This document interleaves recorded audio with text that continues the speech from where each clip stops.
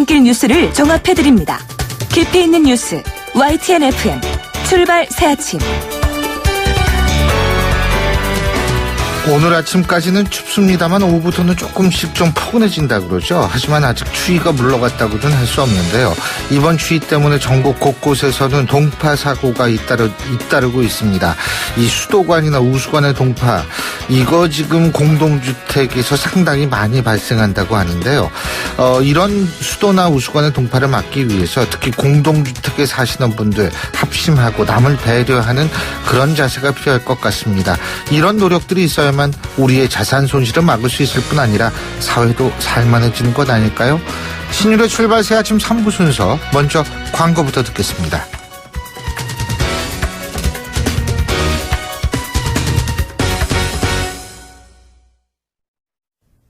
YTN 라디오 신율의 출발 새 아침. 밀양병원 화재가 남의 일 같지 않다. 입원해 있으면서도 불안하다. 실제 병원에 입원해 있는 어느 환자가 한 말인데요. 밀양병원 화재 참사로 화재에 취약한 중소병원의 문제점이 드러나면서 환자분들은 물론 가족들의 걱정도 이만저만이 아닙니다.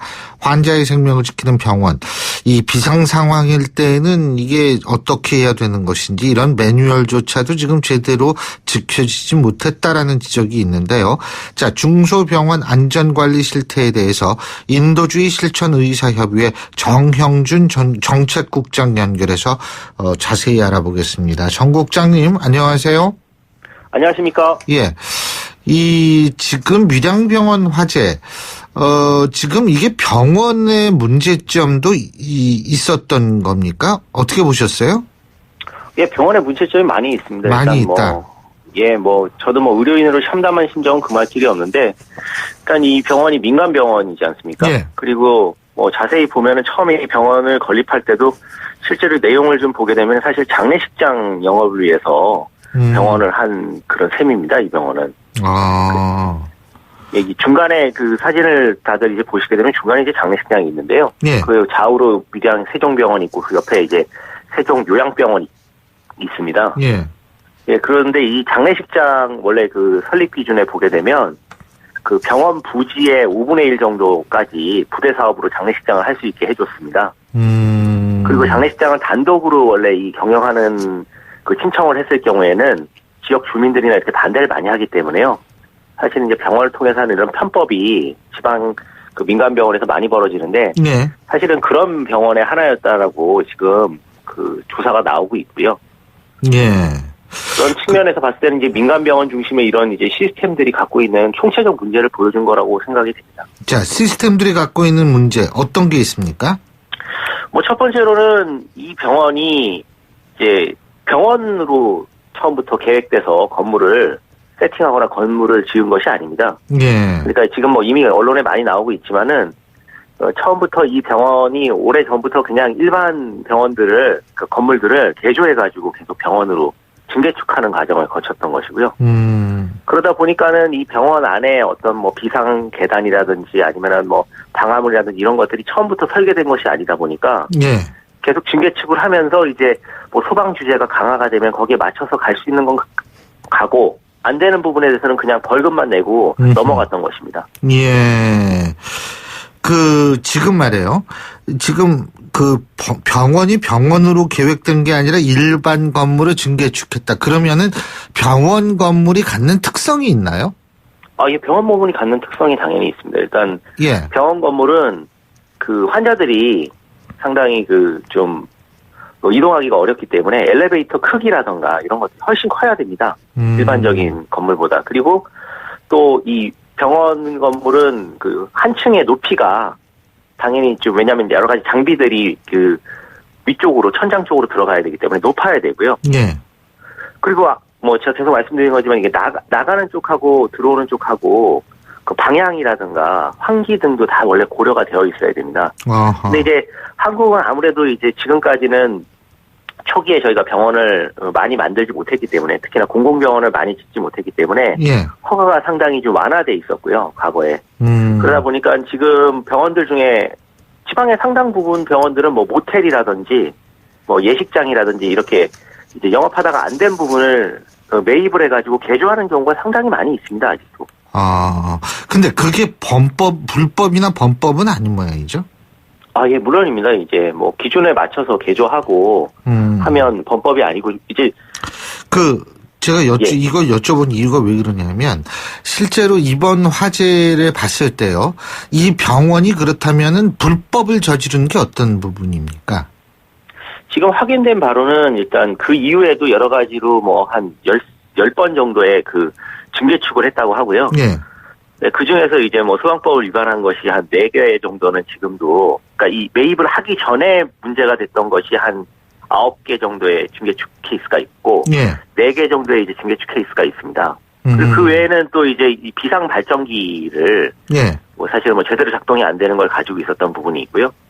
또 지난 10년 동안 이 병원을 경영을 하면서 이제 여러 가지 지적사항이 나오지 않았겠습니까? 소방 점검은 뭐 매년 했고요. 예. 근데 그 부분에 대해서 다 그냥 벌금을 내고 사실은 그 문제를 제대로 해결한 거군요. 적이 없더라고요. 벌금만 내고 그냥 버틴 거네요. 그죠? 예, 맞습니다. 그러니까 결국은 지금 이러한 것들, 이러한 불법 사항들이라는 것이 첫째로 정부가 제대로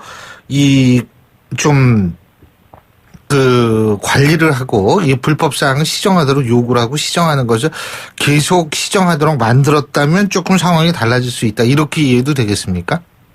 예, 그리고 이제 뭐 좀 근본적으로는 사실 이 밀양에 뭐 제가 저희가 확인해 본 바로 공공병원이 없습니다. 그러니까 최소한의 뭐 공공병원이 한두 개가 모델로 있어야 다른 이제 민간병원들이 그 정도 규모의 어떤 기준에 맞춰서 이런 인프라를 갖춰야 된다고 하는 지표가 되는데, 이런 이제 지역들에 가면은 사실은 전부 민간병원들만 있다 보니까 이 병원은 사실 뭐 그런 규제를 하면서 만약에 뭐 폐원을 시킨다든지 하게 되면 지역 주민들이 이용할 병원이 줄어들면서 불만이 또 생기지 않겠습니까? 네. 그러다 보니까 이제 뭐 그렇게 강한 어떤 정부의 역할을 또 가하지 못하는 이런 딜레마에 빠졌다고 저는 생각이 듭니다. 그러니까 지금 말씀하신 것이 지역들의 거의 상당한 지역들의 공공병원이 없다 이런 말씀하셨잖아요. 그리고 그 지역에 공공병원이 있었으면 민간병원들도 경쟁 때문에 좀 더 나아진 환경이 될 수 있다 이런 말씀이시잖아요. 그죠? 예, 맞습니다. 이게 인프라의 어떤 기준을 제시를 못한 것이죠. 그러면은 지금 공공병원이 없는 지역이라고 얘기를 하는 것은 그런 데가 거의 대부분입니까? 지금 지방에 가면은요? 예, 지방의 뭐 거의 대부분이라고 말씀드릴 수 있습니다. 뭐 당연히 그렇기 때문에 저희가 뭐 산부인과 선생님이 없는 의료취약지 아니면 소아 과가 없는 의료취약지가 존재하는 거 아니겠습니까? 예. 근데 그러면은 공공병원을 많이 지어야겠네요. 근데 그게 또 예산 문제에 걸리는 거 아니에요? 예, 그렇습니다. 그래서 예산 문제에 걸리고, 예. 한국 의료 시스템이 이제 상당히 저비용으로 높은 효율을 올리게끔 그렇게 지금까지 구조가 되어 있었습니다. 예. 그러다 보니까 이제 안전에 상당히 취약한 것이죠. 지금까지는 비용은 조금 들이고 효과는 극대화시키려고 하다 보니까 인력 문제도 너무너무 심각한데 지금 이런 엄청나게 많은 환자를 간호사랑 의사가 봐야 되고요. 근데 거기에 이제 하나가 이런 인프라 문제들이 다 끼어 있습니다. 이 병원을 처음에 만들 때는 돈이 많이 들어가지 않습니까? 장비나 기기도 들어야 되고요.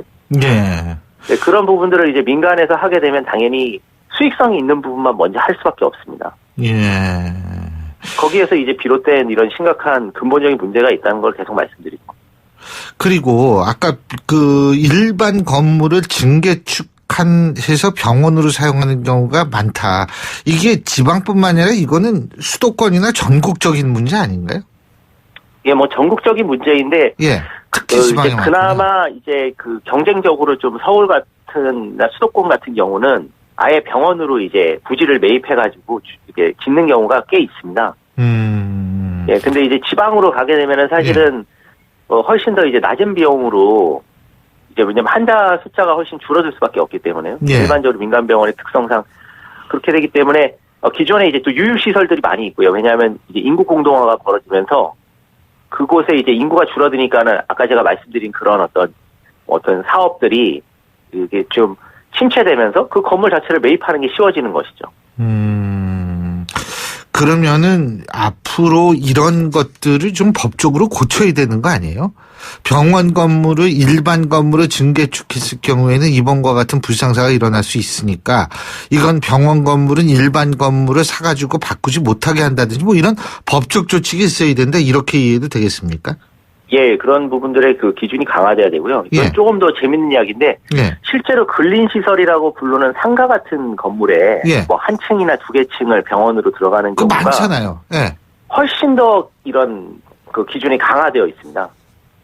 그러니까 그런 상가 건물은 사실 1층에 방화문도 제대로 설치가 돼 있는 경우가 많고요. 예. 스프링클러 당연히 전부 그 건물에 이미 설치돼 있는 것입니다. 상가 자체가 근린시설로 허가를 받았기 때문에요. 근데 거꾸로 이렇게 병원 단독 건물로 나와 있으면서 이걸 개조해가지고 그 보건소에 신고만 하면 되거나 아니면 소방시설 점검만 하는 경우는 이제 강제 조항이 있는 병원이 뭐 요양병원 정도밖에 없다는 것이죠, 지금. 아, 그렇군요. 그리고 또 다른 시스템의 문제를 좀 바꿔야 되는 문제, 어떤 게 또 있을까요? 그리고 이제 이런 과밀병상 문제 제기 안 할 수가 없는데. 과밀병상이요? 예. 이번에 보면은 실제로 20인실도 있었다고 하는데 네. 이거는 상당히 지금 오래전의 행태입니다. 그러니까 아까 제가 말씀드린 대로 저희가 이제 그런 공간을 옛날에 많이 확보하지 못하고 예. 병상은 많이 필요하다 보니까 허가를 해줬던 것인데요. 예. 이제는 저희가 한국이 이제 병상 포화 국가입니다.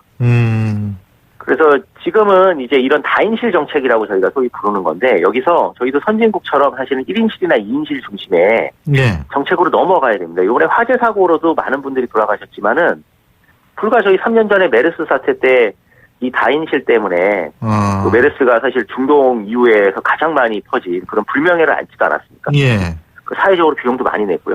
그런 측면에서 이제 환자 안전을 위해서 이 다인실 정책을 가지고 감염 관리를 위한 1인실이나 2인실 정책으로 전면 개편을 해야 되는 상황입니다, 지금 이제. 근데 지방에는 이게 굉장히 힘들지 않아요? 왜냐하면 이 1인실, 2인실을 만든다는 건 그만큼 의료 인력, 간호사분들이나 의사분들이 더 많이 필요하다라는 얘기가 되는 거 아닙니까?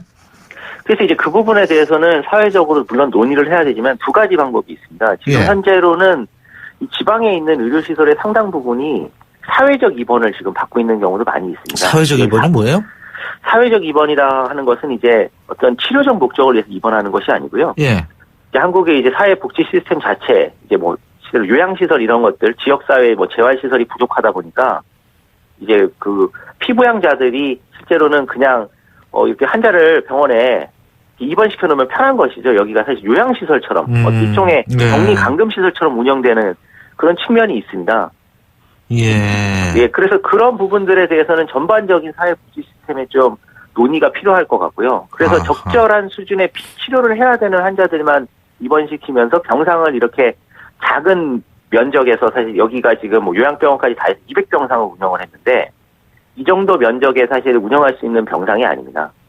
그런 병상을 운영하면서도 환자를 거의 다 채웠다는 이야기거든요. 예. 이런 부분들에 대해서 이제 전면적인 개편이 필요하다는 것이죠. 그렇군요. 그러니까 정리를 하자면 다인실 위주로 1, 2인실로 바꾸고 사회적 입원이라는 근데 그거 막을 수가 없잖아요.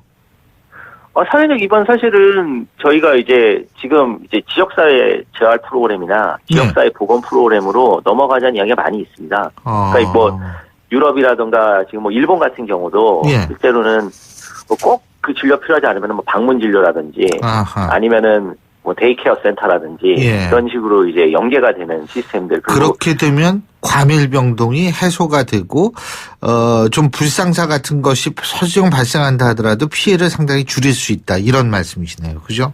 예, 그리고 이런 여러 가지 그 사회적으로 사실 이렇게 격리가 되기 때문에 예. 뭐 정신과 진료 환자라든가 아니면 뭐 장애인들도 사실 그냥 병원에 있는 게 더 편해서 있는 경우가 많이 있거든요. 그런 부분들도 이제 해소가 좀 될 수 있습니다. 예, 잘 알겠습니다. 예, 오늘 말씀 잘 들었습니다. 고맙습니다. 예, 감사합니다. 예, 지금까지 인도주의 실천의사협의회 정형준 정책국장이었고요. 신율의 출발 새 아침 3부 순서 여기서 줄입니다. 잠시 뒤 4부에서 뵙겠습니다. 날카로운 분석, 내일을 보는 시선, 신율의 출발 새 아침. 신율의 출발 새 아침 4부 순서 먼저 광고부터 듣겠습니다. 예, 8시 33분 지났네요. 야, 시간 빨리 확 바뀌죠. 지금 8시 33분인데요. 오늘 아침에 교통 상황 알아봐야겠죠. 김미랑 캐스터? 네, 신율의 출발새 아침 교통정보입니다. 출근길 정체가 풀리는 듯해도 다시 막히는데요. 현재 올림픽대로는 김포 방향 고장차 여파까지 있습니다. 동작대교에서 한강대교 구간 4차로에 고장 차량이 생겨서 뒤로 차량들이 밀려 있습니다.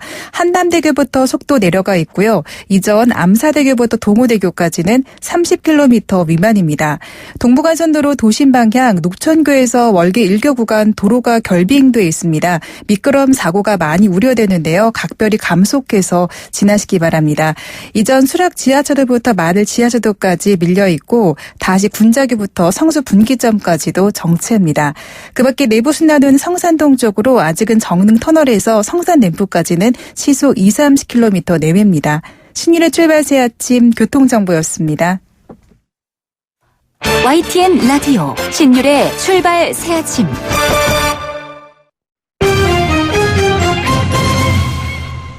경제 뉴스 알아보겠습니다. 한국경제신문의 정인설 기자 스튜디오에 나와 있습니다. 어서 오십시오. 안녕하세요. 예, 공공기관의 80%가 채용 비리로 적발됐다. 예, 참 기가 막힌 일이에요. 예? 우리 사회에 정말 이게 이렇게 뭡니까? 예? 참나 이게. 정말 저도 다들 힘 빠지죠. 이런 거 보면 진짜 돈 있고 빽 있는 사람만 들어가나 보다라는 걸 좀 어느 정도 확인을 시켜주는 거죠. 뭐 정치적인 해석은 할 수 있지만 그건 어찌됐든 그건 차치하더라도 우리 사회에 이렇게 반칙이 많다라는 건데요. 그럼요. 이 정치적인 해석은 해석이고 이거는 말이 안 되는 거지. 이런 건 잡아내야죠. 맞습니다. 이제 특별대책본부가 마련돼서 전국 공공기관 유관단체 1190곳을 조사했더니 946개 기관에서 채용 비리가 발견됐다는 거죠. 조사 대상의 79%, 10곳 중 8곳에서 다 비리가 있었다는 거고요. 4,788건의 그 비리 혐의가 건수가 적발이 됐습니다. 자, 대표적인 사례가 어떤 게 있습니까? 서류를 안 내도 그냥 합격시켜준다는 곳이 있었고요. 진짜 이건 뭐 금수저가 아니라 다이아 수저네요. 맞습니다. 예? 그냥 뭐 참, 수저를 다 차려두고 그냥 밥상에 숟가락 얹지도 않았는데 합격을 시켜준다는 곳이 있었고. 입속에 넣어준 케이스는 없습니까? 예? 아 하고 입속에 넣어준 거? 다 넣어준 것 같아요. 아니 어떻게 잘 아셨어요? 그곳이 한식진흥원입니다. 한식을 진흥시키기 위해서 네. 다이아 수저를 채용을 했나 봅니다. 네. 그런 곳이 있었고요. 그다음에 국립해양생물자원관이라는 곳 저도 처음 알았는데 이게 네. 해양수산부 산하인가 봐요. 이 기관장이 면접관에게 이런 질문을 해라가 문자 메시지를 보내서 특정인이 좋은 이제 답변을 할 수 있도록 모범답을 할 수 있도록 해서 채용을 했다라는 것도 있었고요. 그리고 이제 한국원자력의학원 같은 경우는 한 명이 이제 불합격하니까 이례적으로 인사위원회를 다시 열어서 당초 불합격자를 구제를 해줘서 최종 합격시킨 것도 있었고 너무 많습니다. 뭐 그냥 특정인을 위해서 모든 절차는 마음대로 한다는 거죠. 룰을 완전히 바꾸는 거죠. 정말 어이없는 일이고요. 그리고 뭐 이제 유명한 한국수출입은행, 뭐 서울대병원 이런 데 같은 경우는 추천 배수를 갑자기 바꿔서 합격 배수를 조정해서 특정인을 합격시켰다라고 합니다. 면접이 주요 수단으로 많이 쓰였고 대부분 보면 사람들이 알 듯 모를 듯한 공공기관, 신도 모르는 시내 직장들을 많이 거기서 많은 채용 비리가 있었다라는 걸 이번 대책본부의 수사 조사를 통해서 확인이 된 것 같습니다. 이거 지금 정부가 강력 조치한다 그러는데 이게 해임에서 끝날 문제는 아닐 것 같아요. 맞습니다. 원 스트라이크 아웃. 무조건 지위고하를 막론하고 채용 비리에 연루가 됐으면 업무에서 배제시키고 퇴출시키겠다라고 하는데요. 일단 수사 의뢰된 현재 공공기관장 8명에 대해서는 즉시 해임시키기로 했습니다. 실명은 밝히지 않았는데 실명 밝혀야 되죠. 왜 실명을 안 밝혀요? 이미 이제 해양수산부 같은 경우는 국립해양 아까 말씀하신 한식진흥원 아니죠. 국립해양생물자원관 그러니까 문자를 줬던 면접관에게 문자를 네. 보내줬던 그 부분을 이제 해임을 시키겠다 실명 저격을 했는데 그 외에는 이제 신상 정보를 공개하진 않았습니다. 그리고 그 외에 이미 채용비리 관련 취업자들이 현재 공공기관에 50명, 유관단체 29명이 재직 중이고 지방 공공기관까지 포함한 100명이 넘을 것 같은데 아니 4천 몇백 건이라고 하는데 어떻게 100명밖에 안 돼요? 이게 발령 건수하고 지금 근무하고 있다는 사람 숫자가 맞지가 않는 것 같은데 너무. 이거는 제가 한번 더 취재를 해보고 예, 물론 한번 그러셔야지만 볼게요. 아니 이게 그러니까 이거 다 아주 본보기를 보이기 위해서는 발본색원을 해야 되거든요. 이거 맞습니다. 앞으로 뭐 지난 5년간만 조사를 했는데 뭐 그 이전 것도 그렇고 앞으로 아니 있을 지금 것도 과장급 부장급이라도 이거 뭐 과거에 이렇게 불공정 게임 했으면 그 조치 취해야죠. 예. 다 자수했으면 좋겠고요. 자수는 불가능할 거고. 채용 비리 가장 문제가 채용 비리 때문에 불합격한 사람들이 있잖아요. 근데 그걸 과연 어떻게 사실을 입증을 시킬 수 사실은 있을까요? 그거는 불가능하죠. 맞습니다. 그러니까 애꿎게 피해만 보고 그러니까 이게 최대한 우리가 지금 할 수 있는 최대한의 거는 재발 방지인데 재발 방지하기 위해서는 일벌백계 해야 됩니다. 네. 이거 해임해가지고 끝나는 문제는 전 아니라고 봐요. 정말 이번에 말씀하신 대로 강력하게 처벌을 하면 조금은 좀 나아질 것 같고 말씀하신 발본색원 할 수도 제발 발본색원 할 수도 발본색원 돼야죠.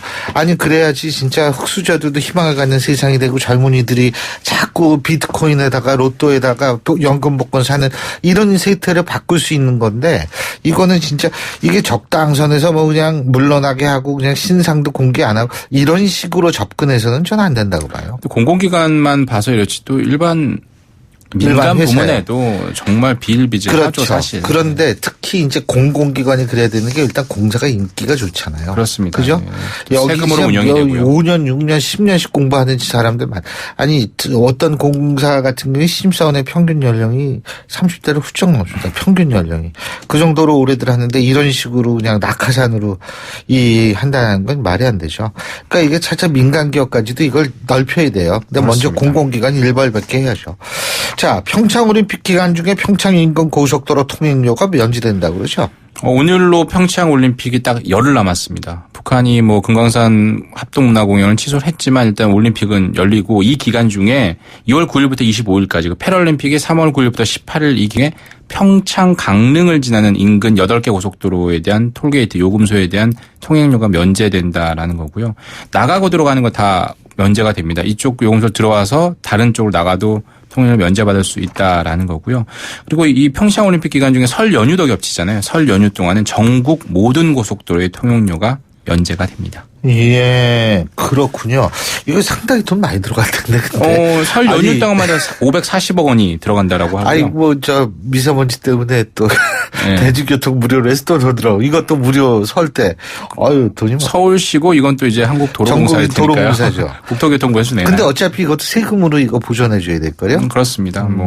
그래도 많이 돌아다니는 게 좋으니까요. 그렇다는 거죠. 자, 그리고 국내에서 애플을 대상으로 한 집단 소송에 40만 명이 참가한다 그러네요. 지난주에 애플스토어, 애플이 직영한 애플스토어가 문을 새벽 열어서 3시반부터 주셨다 그러죠? 문전 성시를 이뤘다고 하는데요. 그와 별도로 또 이제 이 애플 배터리 게이트, 그러니까 고의 성능 저하를 관련해서 집단 소송 참가자를 모집했는데 지난 26일까지 한 달 정도도 안 모았어요. 근데 40만 명이 모였다라고 합니다. 사실 우리나라는 이 집단 소송이 뭐 증권 부문에만 도입이 돼 있죠. 그러니까 내가 소송에 참가하지 않고서도 소송에 승소하면 내가 보상받을 수 있는 게 집단소송제인데 엄밀한 의미의 집단소송인데 그건 아니죠 사실. 내가 참가해야지. 이게 사실 단체 소송이지 집단 소송은 아닙니다. 법에서 얘기하는. 그런데 어찌됐든 40만 명이 접수를 했고요. 뭐 1인당 뭐 최소한 30만 원씩 청구 금액을 했다라고 합니다. 근데 이제 이번 건과 함께 또 형사적으로도 또 지금 시민단체가 고발을 했거든요. 이 부분에 대해서도 검찰은 팀 쿡, 애플 최고 경영자까지 소환할 수 있다. 이렇게 소환도 할 수 있다. 이렇게 얘기를 하는데 과연 될지는 모르겠지만 이 애플 본사와 애플 코리아에 대한 이 집단 소송이 과연 어떤 판결을 내릴지도 상당히 주목이 됩니다. 이게 우리나라 소비자들의 자존심을 건드린 측면도 있어요. 예. 항상 담달폰이잖아요, 애플은. 글쎄요. 다음 달에 나온다고 하고 직영 스토어를 이제서야 내고. 이 배터리 바꿔주는 것도 상당히 좀 늦고 그래가지고 그것도 있을 것 같아요. 통지도 되게 늦게 했고요. 뭐 제대로 알리지도 않았었죠. 그렇죠. 자, 그리고 국내 주요 온라인 쇼핑 업체들이 가상화폐로 결제하는 방안을 취하고 있다. 여기 정부 정책이 거꾸로 가는 거 아니에요? 오늘부터 가상화폐 거래 실명제가 도입이 되죠. 그래서 적잖은 혼란이 있을 것 같은데요. 그동안 말이 가상화폐지 결제할 수 있는 곳이 별로 없었습니다. 화폐가 아니고 통화도 아니다. 그냥 일반 금융상품이다. 이렇게 얘기를 할 수 있는데 일부 국내 146곳에서도 지금 거래는 할 수 있다고 하는데 대부분 소규모 사업장이고 이 대형 사업장은 없었어요. 근데 이번에 대형 온라인 쇼핑몰이 가상화폐 결제 도입을 추진하고 있습니다. 위메프하고 티몬이라는 쇼핑몰인데요. 어떻게 하느냐. 지금 가상화폐 급등락하잖아요. 예. 시세를 어떻게 할 거냐. 근데 만약에 결제를 하면 그 당시에 그 현금 액수를 일단 결제를 하고 나머지 다음에 결제를 진행한다라는 건데요. 오늘도 뭐 이런 제도에 따라서 뭐 가치가 왔다 갔다 하는데 사람들이 되게 과연 이용을 할까요? 교수님은 이용하실 건가요? 그거 모르죠. 아니 근데 일본은 하고 있잖아요. 그래서 일부 하고 있죠. 예, 일본도 뭐 일본은. 다 하는 거 다 하는 건 예. 아니지만, 근데 일본도 그렇게 막 많이 이용을 하지는 않습니다. 근데 이제 중요한 거는 이게 정부 규제책에 따라서 급등락이 왔다 갔다 하니까 예. 이 온라인 쇼핑몰도 도입을 언제부터 할지는 아직 정하지 못했거든요. 예. 오늘 가상화폐 거래 실명제 도입되는 거 보고 정말 가상화폐가 화폐로서 기능할 수 있는지를 보고 예. 결제를 할 것으로 도입을 할 것으로 보입니다. 예, 오늘 말씀 여기까지 듣겠습니다. 고맙습니다. 감사합니다. 예, 지금까지 한국경제신문의 정인설 기자였습니다.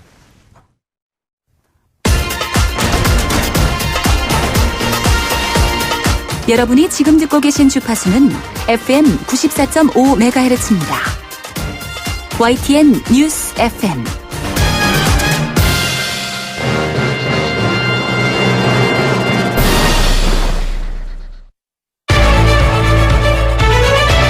민심은 천심이다.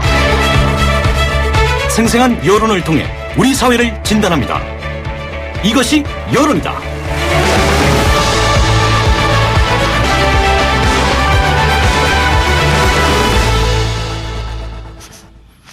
취임 이후에 줄곧 고공행진을 하던 문재인 대통령의 지지율이 최근 들어서 급락세를 보이고 있습니다. 특히 문 대통령의 적극 지지층이라고 할 수 있었던 2030 세대 젊은 층의 이탈이 많다고 하는데요. 자, 이것이 여론이다. 오늘도 여론조사 전문기관 리서치앤리서치의 배종찬 본부장과 함께 다양한 얘기 나눠보겠습니다. 본부장님 안녕하십니까? 안녕하십니까? 예. 지금 가장 최근까지의 대통령 지지율이 어떤 변화가 있는지부터 좀 말씀해 주시죠. 네, 이 70%대 고공행진하던 대통령 지지율에서 변화가 생겼습니다. 이 2030 세대가 결정적 원인으로 분석되는데요. 리얼미터가 CBS 의뢰를 받아 지난 22일부터 26일까지 실시하고 29일 발표한 조사 전국 2,510명 우선 전화 면접 및 유무선 RDD 자동 응답 조사 표본오 95% 신뢰 수준 플러스 마이너스 2.0%포인트 성연령 지역 가중치가 적용되었고 응답률 6%. 자세한 사항은 중앙선거론조사 심의위원회 홈페이지에서 확인 가능합니다. 이 문재인 대통령의 국정 수행에 대해 어떻게 평가하는지 물어봤는데요. 잘하고 있다는 긍정평가 60.8%, 잘못하고 있다는 부정평가 34.6%로 나타났습니다. 이 그동안에는 얼마 전까지만 하더라도 대통령 지지율 70%대가 아주 익숙했는데 이 최근 들어 이 내려가는 지지율 변화의 모습을 보여주고 있습니다. 이 하루치 일간 결과 수치를 보면 지난 23일과 25일 이 리얼미터 조사에서는 이 59.9, 59.7로 이것을 50%대라고 이야기하기는 좀 그렇긴 하지만 50%대 수치를 보이기도 했습니다. 예. 근데 이 전체 지지율하고 비교를 해보면은 연령대별 지지율하고 직업별 지지율에 좀 변화가 있나요? 네, 2030 세대의 변화가 많았는데요. 이 30대보다는 20대의 변화에 집중됐습니다. 이 지역별로는 호남, 이 직업별로는 이 화이트 칼라 학생층이 얼마만큼 변했는지도 중요할 텐데요. 예. 특히 20대에서는 이 대통령의 지지율 64.3%로 이 30대, 40대가 70%대 지지율인 점에 비하면 하락폭이 더 크게 나타났습니다. 이 20대에서 주목되는 부분은 긍정평가도 그렇지만 이 부정평가 비율이 33.2%로 20대 응답자 3명 중 1명은 대통령의 국정 수행에 대해서 이 부정적인 평가를 보여줬습니다. 이 특정 이슈에 20대가 영향을 받을 가능성이 커 보이는데요. 이념 성향별로는 진보층에서는 이 80% 후반으로 높은 지지율을 유지하고 있지만 이 중도층은 50%대로 내려왔습니다.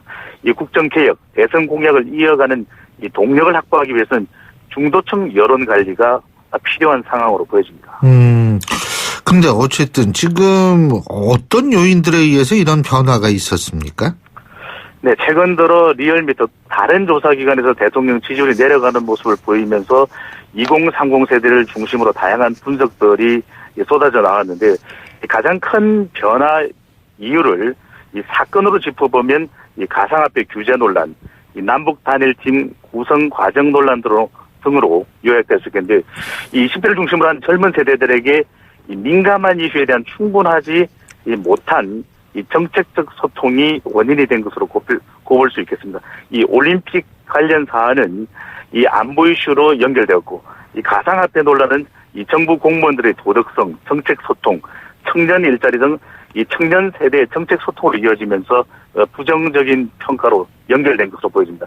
앞으로 안보 이슈는 보수층에, 경제 이슈는 2030 세대, 그리고 중도층에서는 지속적인 관심사가 될 걸로 보여집니다. 예. 자, 지금 그렇게 2030, 특히 20대들의 태도 변화가 우리가 볼 수 있다면 정당 지지율도 달라졌겠네요. 예?